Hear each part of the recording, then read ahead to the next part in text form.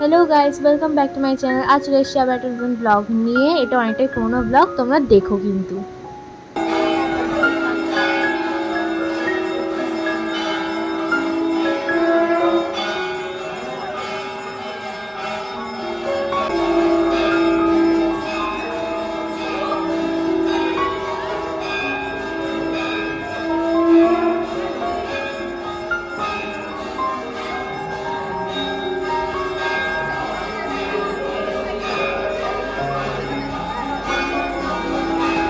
তো তোমরা ব্লগটা দেখেই বুঝতে পারছো যে এটা সরস্বতী পূজার ব্লগ। আমরা বেলুড় মঠ গেছিলাম ওই দিন সন্ধ্যের দিক করে। আমরা দক্ষিণেশ্বর হয়ে গেছিলাম নদী পার হয়ে লঞ্চে করে।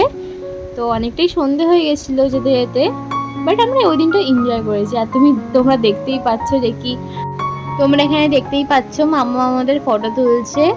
হ্যাঁ, আর অনেকটাই সন্ধে গেছিলো, আমরা ঘুরতে ঘুরতে অনেকটাই রাত হয়ে গেছিলো। চারপাশটা আমরা ঘুরে দেখলাম, সন্ধেবেলার আরতি দেখলাম, খুব সুন্দর লাগলো আরতিটা, মানে মনটা ভক্তিতে ভরে গেল।